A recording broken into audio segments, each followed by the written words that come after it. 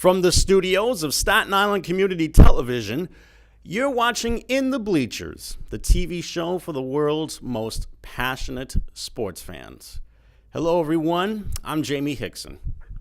And my name is the hardest, the sexiest one. Yours truly, Hector Bosa. Trey. I am here doing more king of things. Unfortunately, I think you might be having a little trouble on your end, Hector, because we have some popping noise. It's either popping noises or the line might be going in and out because. Can you hear me better now? There's still a little trouble with the phone lines. We'll see if we can fix it in the meantime. So, moving right along, go right ahead. Well, what I was going to say is, what do you think is the biggest thing going on right now besides the soccer? Soccer right now. Besides World Cup soccer? Well, let's see. World Cup soccer. The Yankees just got swept by the Rays. The Mets continue to slump badly. Both the NHL and NBA drafts took place within a day of each other. With July being right around the corner, we're almost at that point where training camps are going to be starting for all 32 teams. And the next thing you know, we're going to be having ourselves a 99th NFL season. So right now, football is the big thing because now football used to run for 6 months and that's it. You never heard of trades or anything of that nature. Now that we have the internet and so on, we have to talk about the football for 24 hours straight, baseball, what type of trades they're going to do, even basketball. Even basketball, with the free agency starts in July, I think. Yeah, next Sunday. Am I correct? So the big thing is who's going where, how are they getting there, and are they worth getting there? Well, we're gonna have to because they're talking about some massive trade. Yeah, we're gonna have to wait until July to figure that out. But there's already been some talk about what the Lakers are gonna do because apparently there's been a leak of the pitch that the Lakers are gonna present to Paul George, who's been rumored to be going to the Lakers for a long time now. He grew up an hour outside of Los Angeles in Palmdale, California. And they're trying to do this whole reminiscing thing. It was uncovered by ESPN's Ramona Shelburne, who's one of their top NBA reporters. And supposedly they have this thing going or ready to prepare for Paul George that's already been leaked out. So it could be maybe the Lakers will still go ahead with that plan. Maybe they'll try a plan B. We're not really sure. But all we know is the Lakers, in not so many words, have made it clear they want to get Paul George and LeBron James on the same team, and they want to made get it clear team because right now they're talking about Kemba Walker, Kyrie Irving. Kemba Walker's been rumored to be going to the James. Cavaliers in order to keep LeBron in Cleveland, and the Lakers have made it clear not every player on their roster is untradeable, and that specifically goes for all of the young players that are under contract. Because they've been trying to get Lorenzo Ball and getting rid of him, and the league has got a good, nice young team. But Yep. do you want to have an old team because you have Kyrie Leonard and Paul George? They're not in their prime. I mean, you may be able to win a championship, but again, I've always said that in the West is always the hardest place to win a championship. It's better to get into the East. It's easier to play in the East than in the West, no matter how hard the competition is in the East, but it's always harder in the West for some reason. So there are better teams out there in the West. So the first thing is, if I was any of these people, is which side's easier to get to, the East or the West? Secondly, if I go to the West, which team am I getting there, and who am I going to have? And that's another thing. Right now, the Lakers are in a nice building stage where they have a nice core group of kids, and they may need one or two players. Now, can LeBron be that player? That's too much work for him. He needs, he's been wanting, he wants to play for a super team. Do you think that's correct? The question is, we really don't know what he's thinking because he hasn't really decided what he wants to do yet. He hasn't even decided if he wants to opt out of his contract or not. I mean, the media is expecting him to, but he has not decided what he wants to do yet. I mean, he's got another week, less than a week to decide. He doesn't even know which team he wants to consider right now, although everybody believes it's down to either the Lakers or the Cavaliers, and that those other teams that are being mentioned are just names that are being mentioned by the media. Well, here's the thing. Unless the Cavaliers are going to do something big, because if you want him, he seems to be the GM and the coach on that team as well. He is the best player in the game, yes.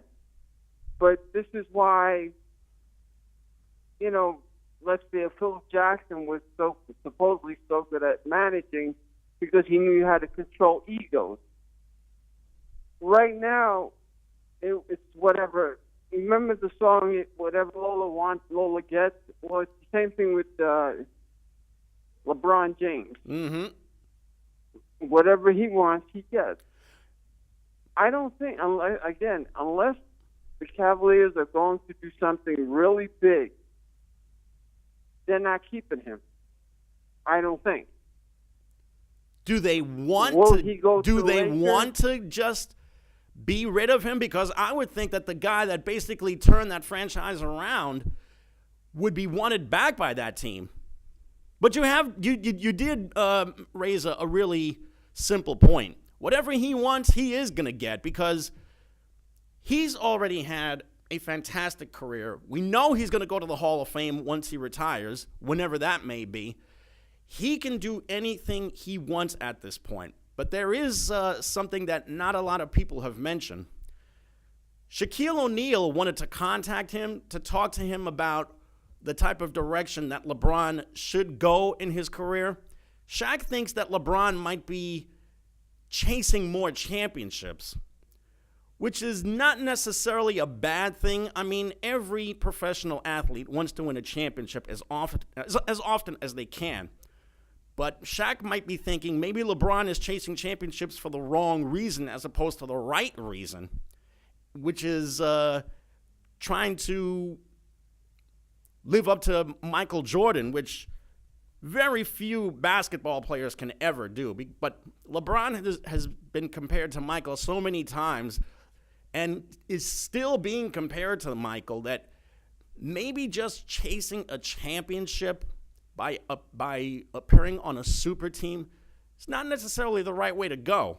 I mean, do you think that Shaq has a point that maybe LeBron should not worry about chasing championships and should just worry about the bottom line?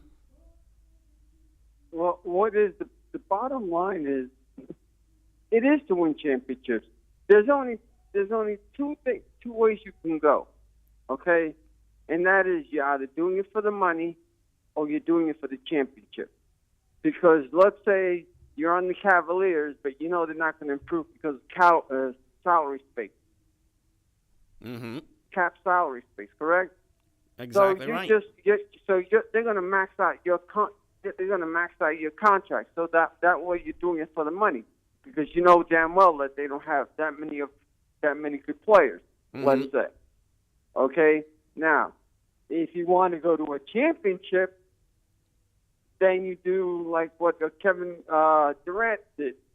Go to a Golden State Warrior where they already have a team already built to win, and I just go in there and not be the workhorse. Mm-hmm. Because Kevin Durant had the right idea. Why am I going? I'd rather be surrounded by really good players and to be remembered to win a championship because I know I'm getting the money.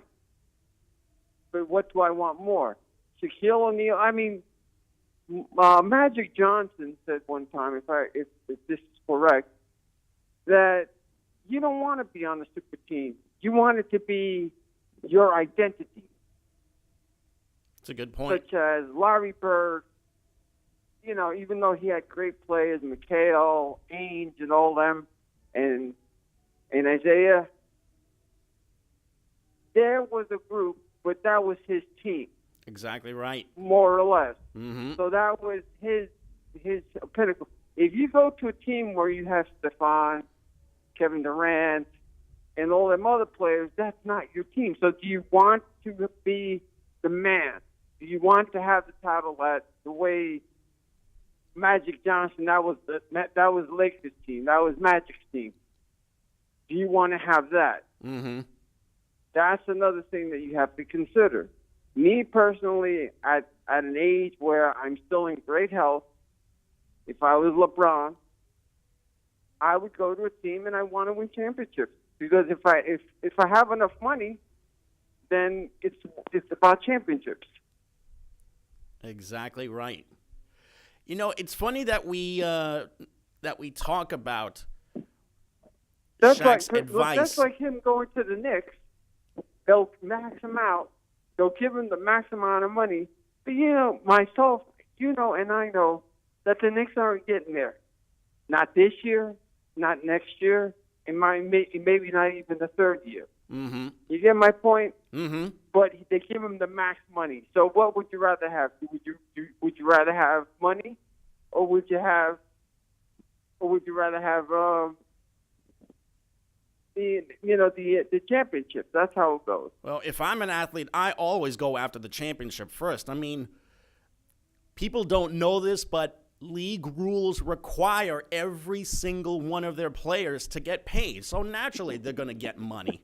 But there's another aspect as to Shaq's supposed advice to LeBron. Isn't the idea of playing pro ball winning a title? Yes. It's funny that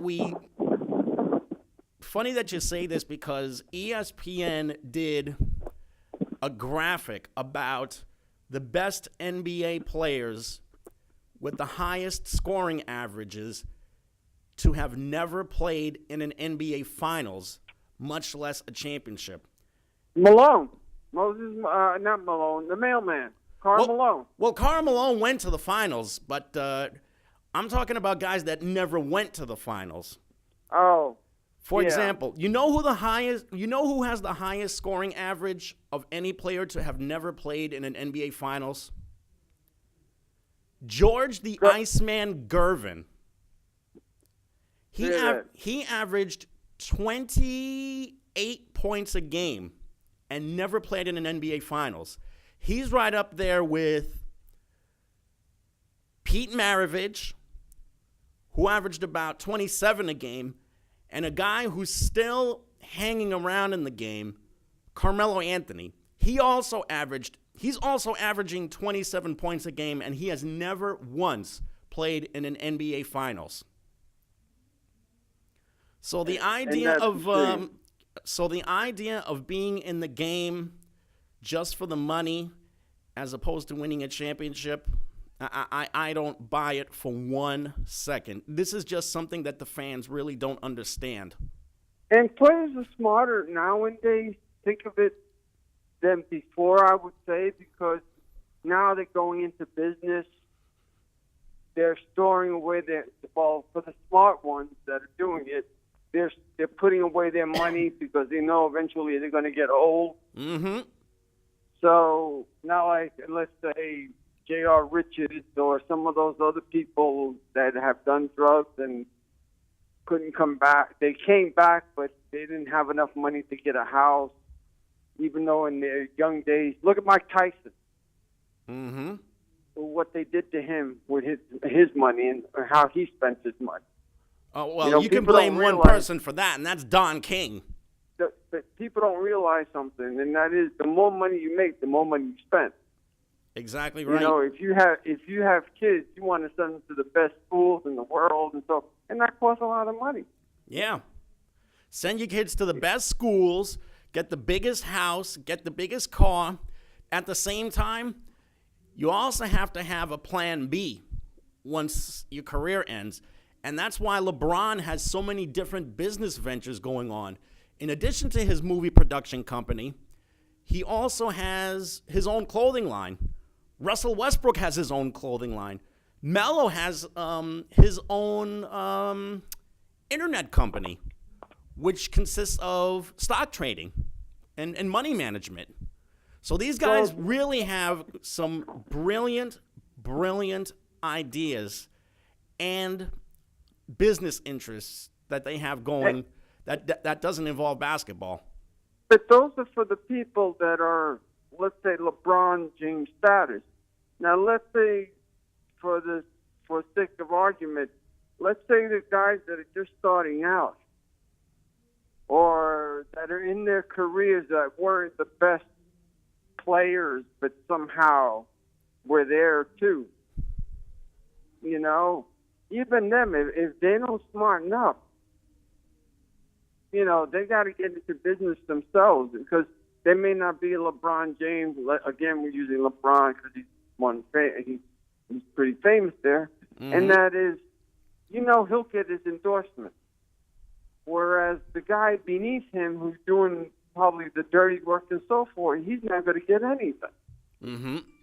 You know, if you're not known as a superstar, you know, it's kind of hard. But you hope that the players nowadays are a hell of a lot smarter. Yeah. That most of them do get into some type of business, and hopefully they all get into money. So, and everybody's betting on this guy to go somewhere. Yeah. Where do you think he's going to land? Where do I think LeBron is going to land? Yeah. Your guess is as good as mine. Right now, not even he knows what he wants to do. Well, I just hope one thing. I hope he doesn't do what he did last time and make it into a movie scenario. I think he's learned his lesson quite well after the decision, which got him a lot of hate the first time. If I had to guess, though, maybe he would go to the Lakers. And I think Paul George would follow him, too. Well, that's going to be all decided in July. That's when all the fun will begin because people, like I said, are trying to dump salary cap. I mean, look at the Nets. Look at the New Jersey Nets right now. You mean the Brooklyn Nets? I mean the Brooklyn Nets. Excuse me, the Brooklyn Nets. They got rid of Timothy Mozgov. And they got back Dwight Howard and supposedly bought out his contract. Because everybody's playing for 2019. Mm-hmm. And that's the thing that stinks sometimes because then you don't see them as competitive as you may think they are. Mm-hmm.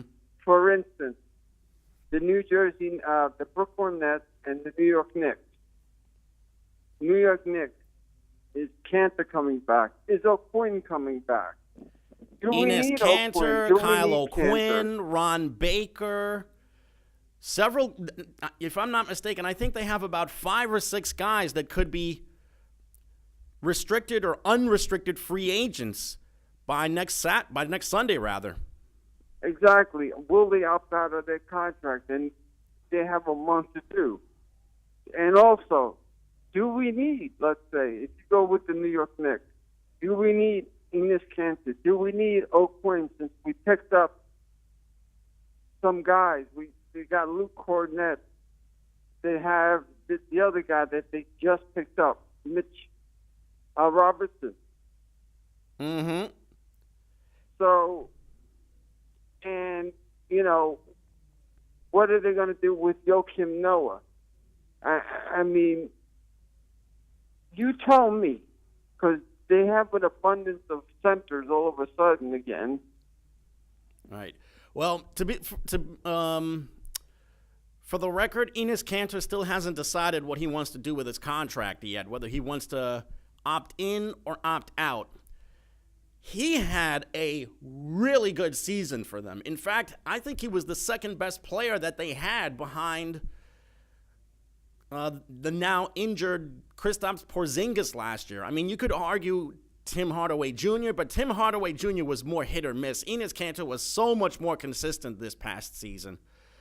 Yeah, he was on and off, and he was the captain of the team because, I mean, he stuck up for his players. Mm-hmm. He was somebody that the Knicks needed for a long time, and that was someone who was not intimidated and had a lot more toughness to them than any player out there imaginable. Wow. Now, whether they need Enes Kanter, I don't know if they necessarily need him.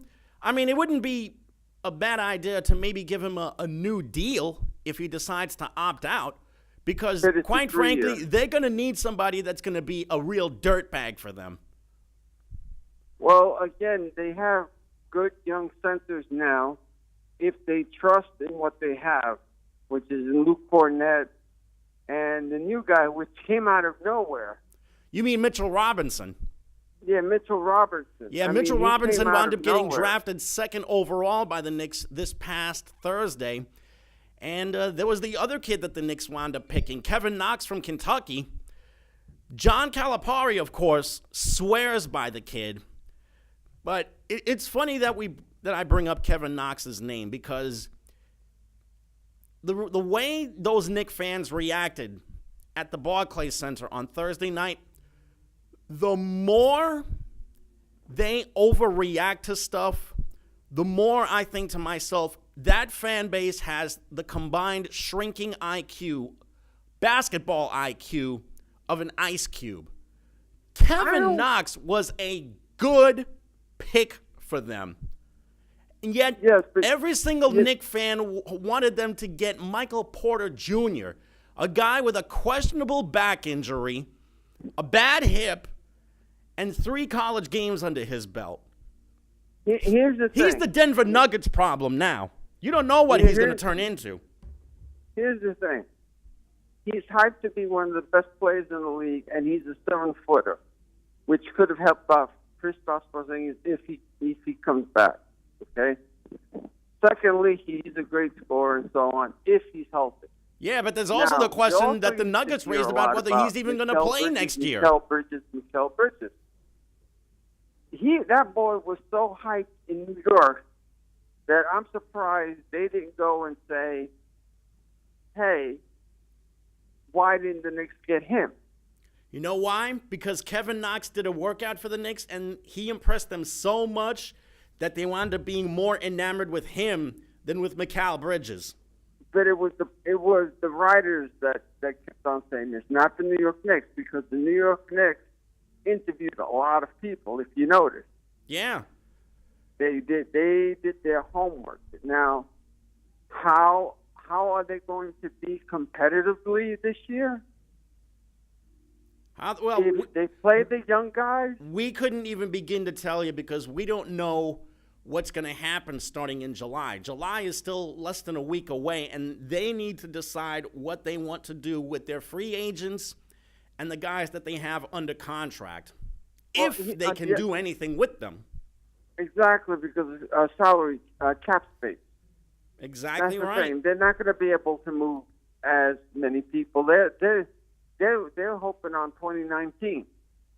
Everybody's shooting for 2019. There's a lot of players are coming out that year. So, it's funny. Kyrie Irving is quoted as being that wants to be with the Knicks, and Leonard wants to be with the Knicks. So, No, Kawhi Leonard wants to be a Laker, and he made it loud and No, clear he that he actually wants to said be a that he wanted Laker. to be a Knick too. He actually doesn't said want he to wanted be a Knick. Knick. He wants to be a Laker, for crying out loud. Listen to me. He did say he wanted to He be never a Knick said as well. anything about wanting to be a Knick. He only wants to be a Laker. He told Greg Popovich as such. And they will, and that has to be in the 3-team deal too. There has to be something has to happen because they said they're not going to put him in the West. He's According not to going to the be sent to newspapers. any Western Conference contender. The Spurs are not Exactly. stupid. They're either going to Exactly. keep him or they're going to trade him to the Eastern Conference. Exactly. And supposedly You he know. might go to either the Celtics or maybe even the Sixers. The Would Knicks he have be a no fit? one to try and make a deal with. I mean, would he be a fit for them, considering he does have injuries? That's another thing. The same with Porter. Do you go with a guy that has the potential that you pray that he doesn't get injured, or do you just, do you just let him go and then go with what you have? Well, the Nuggets already said they don't know if Michael Porter is going to be playing at all next season, which is already a big red flag.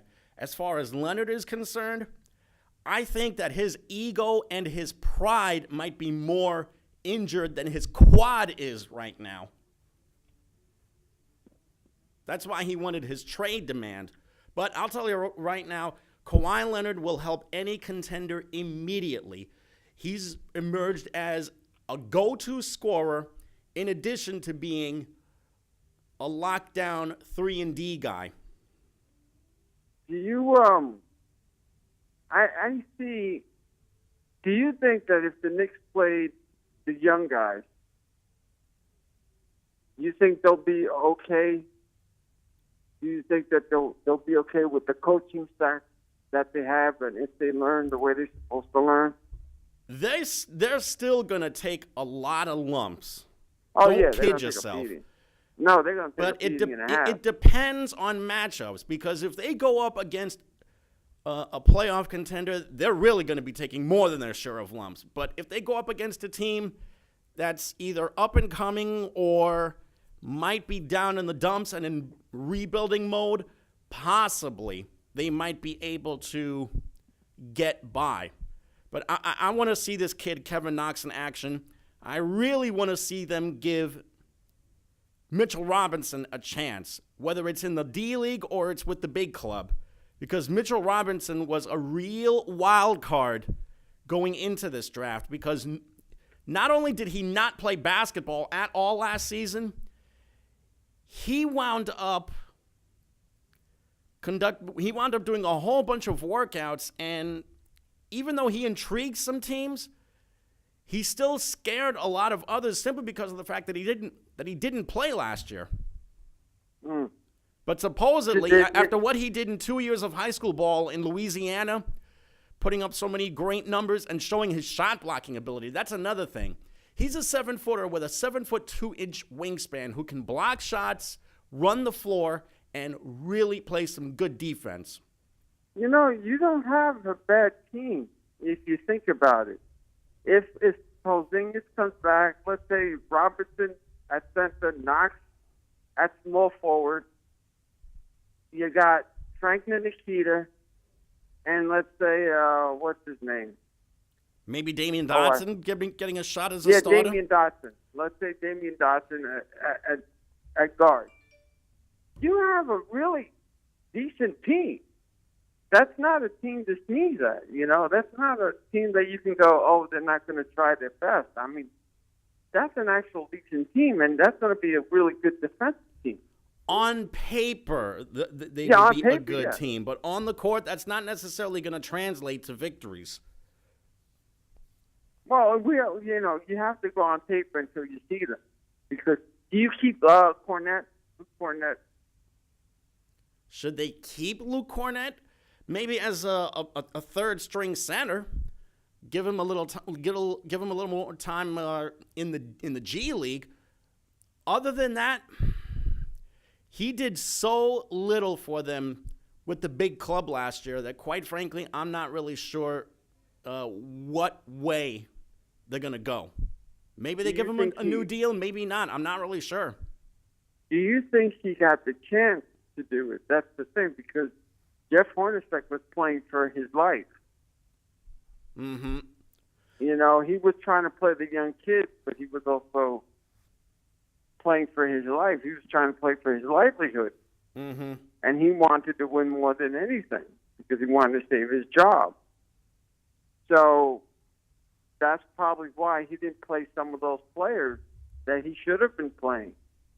Because right now, supposedly, Dale said we're going to play the young kids, and that's it.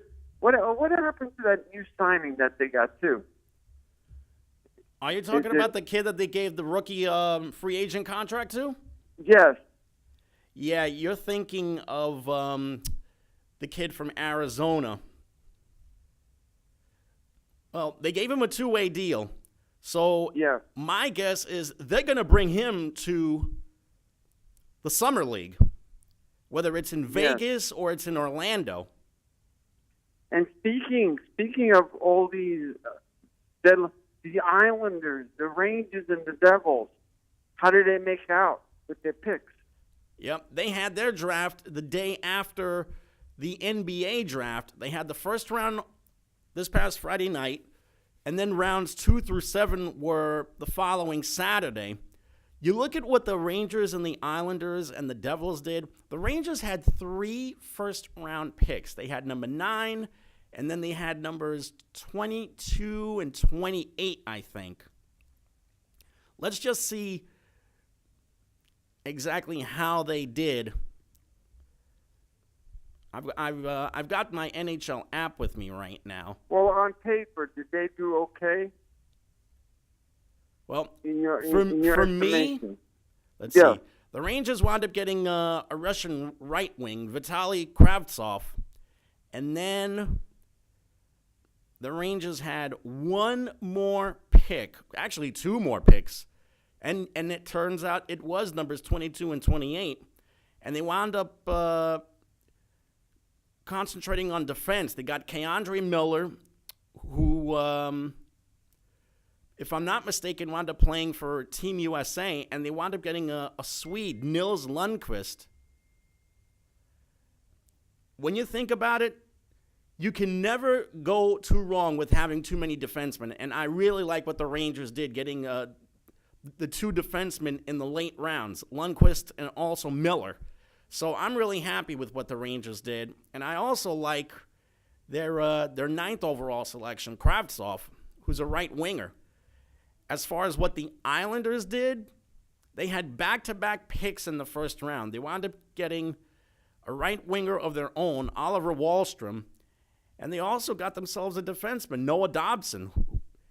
And I'm seeing what the Devils did. They also picked a defenseman, Ty Smith, who played junior hockey in Canada last year. Overall, the Rangers did really, really good for themselves. Now, so everybody's happy. Well, if you ask a lot of the Ranger fans, they're not happy with what they did in the later rounds because supposedly they wound up getting a Swedish defender, a Swedish goaltender, which really riled up a lot of the fan base because the Rangers are already 3 deep at goaltender with Lundqvist and also the Russian kid. But Henrik Lundqvist is not going to be around forever. He's 36 years old. And who knows how much longer he has with the big club right now. And I did make it clear, maybe the Rangers, if they want to move on from this, maybe the Rangers should explore potential deals involving Henrik Lundqvist in the event that the Rangers want to rebuild and Lundqvist might want to chase a championship somewhere because he's never won a title in his 13 years with the Rangers. He's been to the finals, but he's never raised the Stanley Cup before. And the Islanders did well too, so everybody's happy. The Islanders did very, very well for themselves. And the Devils Yeah, the Devils did well for themselves. You know who else did great for themselves? The country of Sweden. They sent 28 players into the NHL. Some of them are going to probably make their debuts with the big league next year. Others will probably remain either in Sweden or maybe in junior hockey in Canada, where some of them were honing their skills. Okay, do you think that the majority of the league in the NHL and also in the NBA, did they do well in the draft picks? Both the NBA and the NHL? Yes. Do you think that the majority of the teams did well? The majority of the teams in the NBA definitely did well. The two teams that did the best, though, are easily the Suns and the Bulls. The Suns, not only did they get DeAndre Ayton number one, but they also wound up making the trade for Mikal Bridges. And the Chicago Bulls, when you think about it, they wound up really scoring big with their draft pick. And I'm trying to get the board right now. The Bulls picked number 7, and they wound up taking Wendell Carter Jr. from Duke. And as a matter of fact, they also had a second number 1 pick, which was number 22 in the first round. They wound up taking a really intriguing small forward, Chandler Hutchison from Boise State. So when you think about it, the Bulls did very, very, very well for themselves. Who did the what? Who did badly? What's that? In the NHL and in the NBA, you think? In the NHL, one team that did really well for themselves was Carolina. Because not only did Carolina make a huge deal with the Calgary Flames, they also wound up scoring very, very well in their draft results. I'm trying to see if I can get to the draft results right now. Carolina picked second, and they wound up picking a Russian right wing as well, Andrei Svechnikov. So second overall. Which team is going, why the heck did we pick these guys? Were there any teams that went, oh, we did the wrong thing? Because you can't go by the crowd. Because, like you said, with the Knicks, Kevin Knox was a good pick. Mm-hmm. As far as who struck out in the draft? Yes. Probably Edmonton. They took a defenseman of their own, although they probably should have been looking elsewhere. For example, maybe they could have gone for a goaltender. Maybe they could have gone for a little bit more muscle on the front line as opposed to taking a defenseman. Who knows? And in the NBA, did anybody, you think, strike out? Did anybody strike out in the NBA? Well, you wonder why the Sixers decided to trade their hometown product, Mikal Bridges, to the Suns, though. And as it turns out, they wound up getting a shooting guard, Zaire Smith. I probably would have kept Bridges and maybe make him an addition to their front line with Joel Embiid and maybe Ben Simmons. But when you think about it, maybe the Sixers were in danger of losing J.J. Redick because he only signed with the Sixers for 1 year. So maybe they could have probably looked elsewhere to try and get a shooter. Who knows? And J.J. Redick is getting older now too. Mm-hmm. And he's been around 12 years, yet he can still shoot the ball.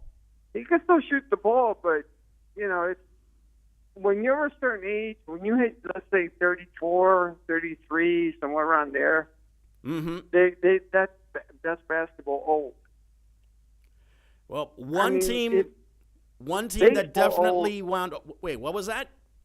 I said baseball old and basketball old and NHL old, they're all different. Yeah, this is true. Because you can play until you're 45 and 50 in Major League Baseball if you keep yourself healthy. Mm-hmm. And in NBA, Vince Carter's the oldest guy there, and he's playing at 42, I think. Yeah.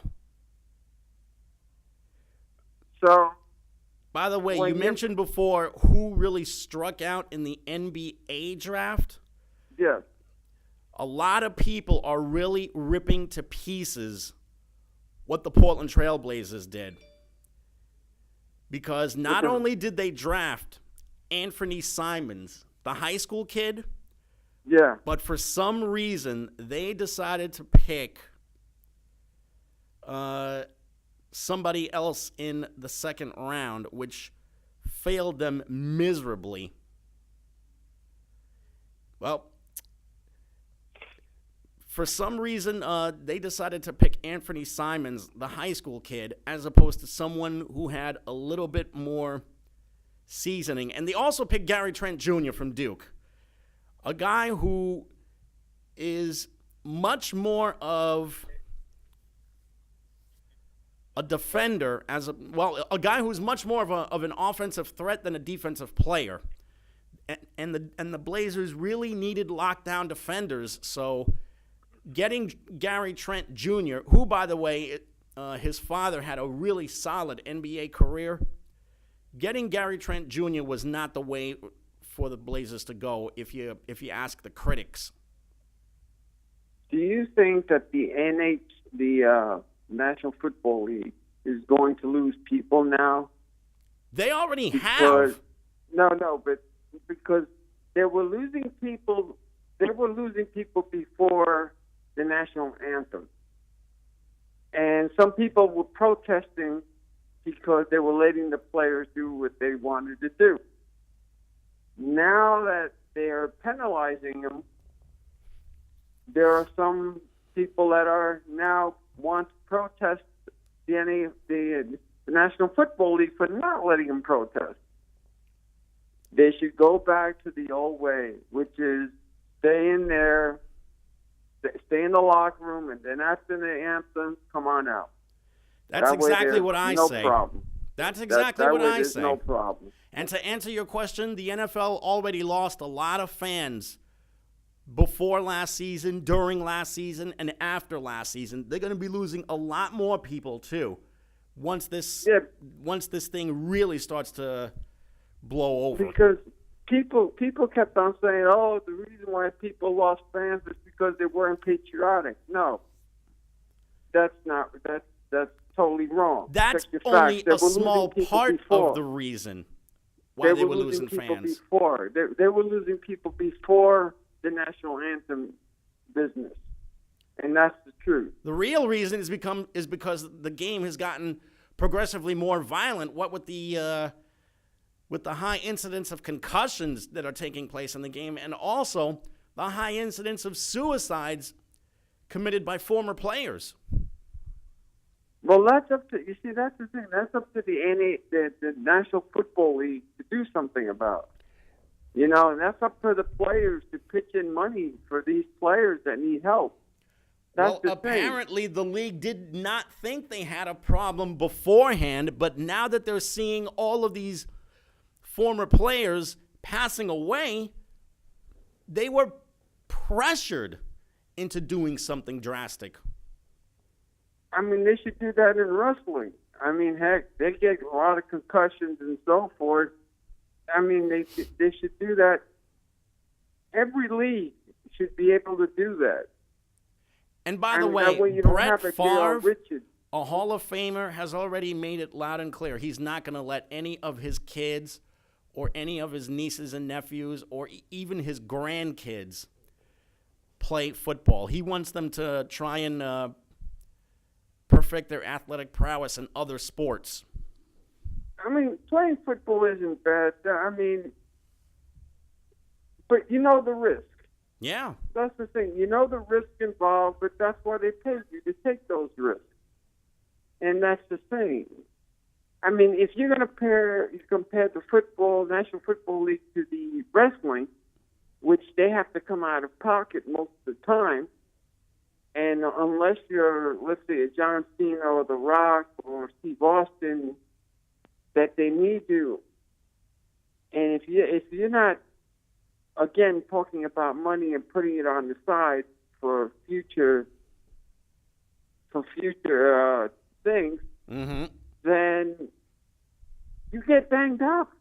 And Yeah. wrestling is even worse because you get banged up the same way as a football player, if you think about it. Mm-hmm. They're putting their bodies just enough. Now, in baseball, they get paid a lot. And Yeah. they play 162 games. And the pitchers, I think, get the worst of it. Not so much the infielders or the outfielders. It's the pitchers that get it because of the way they're thrown. Mm-hmm. Is that correct, do you think? That's exactly right. You're exactly right. You know, and Charlie Huff used to say, if you have good legs and good hips, you can throw that knuckleball for years. You can play until you're 50 years old. Mm-hmm.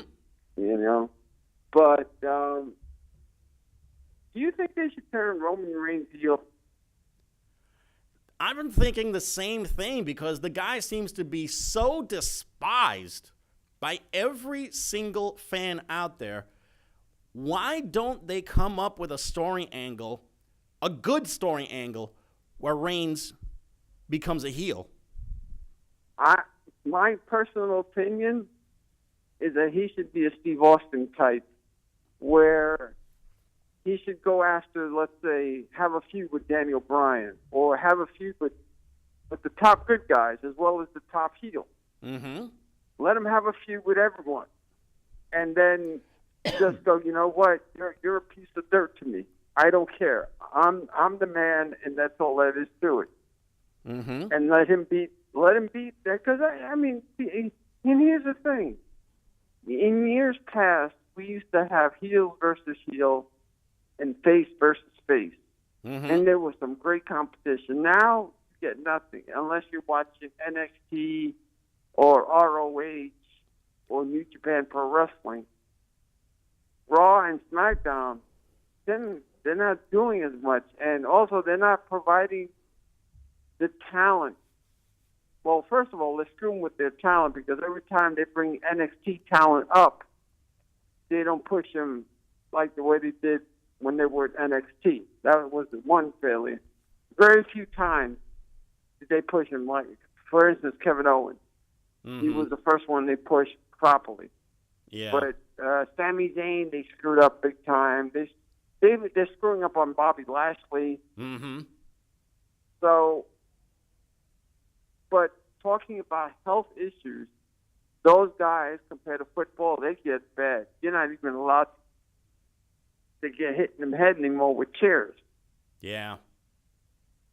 Oh, and then I forgot to mention TNA, because TNA's still out there, and Lucha Underground. But these guys are putting their bodies just like everyone else out there. Mm-hmm. But I would think, I mean, football is it's like saying don't become a boxer. If you have the skills to become a boxer and you know what you're doing and you know what it involves, then it's up to you to decide how long you're going to be in the game. If you're really good like Mike Tyson, you retire quickly. Yeah. What do you say to that? Well, boxing is one of the oldest sports in the world. It's not going anywhere anytime soon. And you know, when I think of some of the greatest boxers that ever stepped into the ring, I think of Ali, who lived up until he was about 74, 75 years of age. I think of Tyson, who's still around at age 51 or 52. At the same time, I'm also thinking about how under the radar the sport has been in the last 15 or 20 years. It really has been sad to see the direction that the sport has gone on. I mean, it's gotten to the point where MMA has replaced it completely as the top fighting sport in the country. I just wish that there was a better way to try and promote the sport more than they're already doing, because people may not know this, but there are some really, really talented boxers out there. But they're featherweight. They're not heavyweight. if you notice that they're mostly featherweights, Featherweights, flyweights, welterweights, cruiserweights. Cruiserweights. They're not heavyweights. Normally heavyweights. And you're talking about concussions in the head. Look how Ali turned out. Yeah. Look how Frazier, Olympic Frazier. The only one that turned out okay was George Foreman. Mm-hmm. George Foreman, Leonard. He turned out okay, but the majority of the fighters, yeah, because of the traumatic head beating that they got, they weren't all up there. You know, it's funny you mention that because many years ago I heard an interview on WFAN about this one fighter, Jerry Quarry. Jerry Quarry, yes. Jerry Quarry was a guy who went 15 rounds with Muhammad Ali. And this was before the famous Ali-Frazier fight of 1971 at the Garden.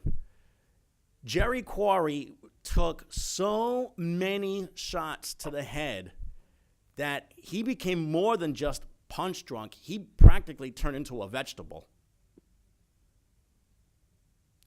And unfortunately, he wound up passing away many years ago.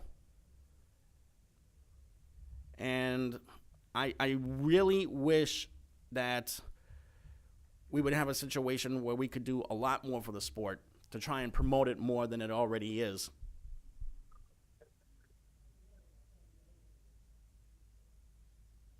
You there, Hector? Yes. Go right ahead.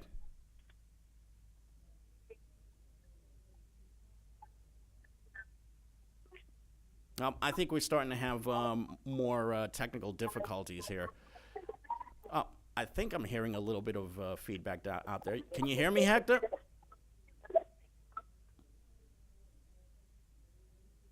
Well, I guess he's having more telephone troubles over his line.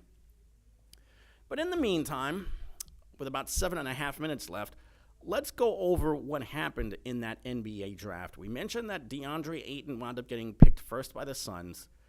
And in order of the first round, there was Marvin Bagley III going to the Kings. Luka Doncic wound up getting drafted by the Hawks, but his rights were traded to the Mavericks for the 5th overall pick, which was Trae Young.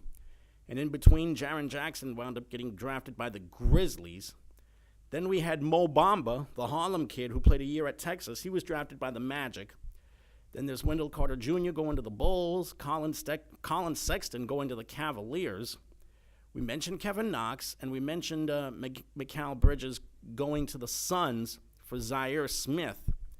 Then there was Shai Gilgeous-Alexander of Kentucky being drafted by the Hornets, but he was traded to the Clippers for Miles Bridges. And then the Clippers had a second number 1 pick, and it was Jerome Robinson of Boston College. Then came probably either the biggest steal or the biggest flop ever made in the NBA. Michael Porter Jr. going to the Nuggets. Then there was Troy Brown going to the Wizards. Dante DiVincenzo of Villanova, he went to the Bucks. Lonnie Walker IV of the University of Miami, I should say, went to the Spurs at number 18. Kevin Huerter went 19th to the Hawks. Then there was Josh Okogie to the Timberwolves at number 20. Grayson Allen of Duke went 21st to the Jazz. Chandler Hutchison of the Bulls went 22nd. He was drafted to the Bulls out of Boise State, I should say. And another member of the famous Holiday family made it to the NBA. Aaron Holiday, who's the younger brother of Drew and Justin, wound up getting drafted to the Pacers. We mentioned before Anthony Simons, the high school kid, getting drafted by the Trailblazers. The Lakers took the Michigan kid, Moritz Wagner, who was originally from Germany. The Sixers also got Landry Shamet from Wichita State. The Celtics got Robert Williams of Texas A&M. Golden State picked up Jacob Evans from the University of Cincinnati. And then the Nets had a very interesting first-round pick at number 29, Zanan Musa, who's a wiry, thin, small forward out of Croatia. And then the Hawks finished up the first round by taking Villanova's Omari Spellman. As far as the NHL draft was concerned, excuse me. Hello. Oh, there you are, Hector. Can you hear me now? All right. It's not both. Wait, what was that? Hector, you there? Come on, man, talk to me.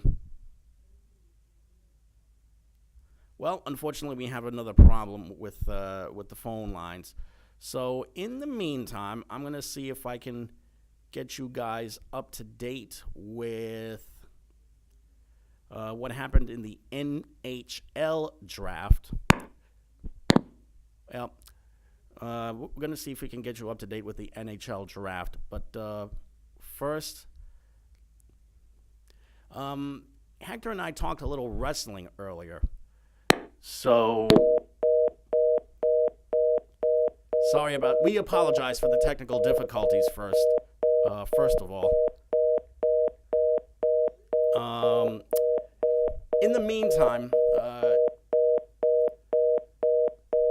Hector, not too long ago, sent me this really brilliant article about